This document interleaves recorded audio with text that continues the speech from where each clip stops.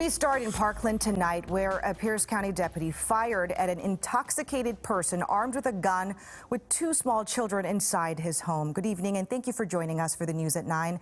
I'm Hannah Kim.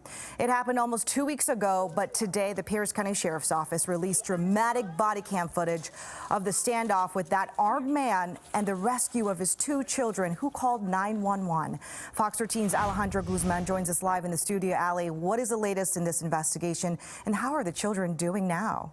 Good evening, Hannah. As of tonight, we know the children were rescued by deputies through their bedroom window. Their father now charged with assault in the second degree. 3 deputies responded to this tense situation that lasted nearly an hour and a half from the time the 2 brothers called 911 until their father turned himself over to deputies.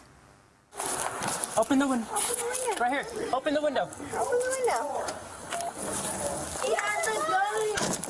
Pierce County deputies are seen rescuing 2 boys, brothers, pulling them one by one out of their apartment window after you can clearly hear them say, "He has a gun." He has a gun. Come here, come here. This all started Friday evening, April 15th, when deputies say a 10-year-old boy called 911 saying their dad, 54-year-old Eric Smith, was drunk and trying to hurt him and his 9-year-old brother. They stayed on the line, and dispatch can hear Smith saying he's armed with a handgun. At 8:09 p.m., the first deputy arrives to this apartment in Parkland. Are you armed? Through the door, Smith says he will shoot if deputies go inside. Before deputies are able to get the children out, their cameras capture this. One of the boys using his weight to keep the door closed, keeping their armed father out. Hey, he's got a gun. He's got a gun. Body cam footage shows Smith walking up to the window with a gun pointed out into the parking lot towards deputies. No, shots fired by 553. At 8:11 p.m., Deputy Jared Bean, who's been with the department for 9 months, fired 1 shot, hitting Smith in the hand and left shoulder.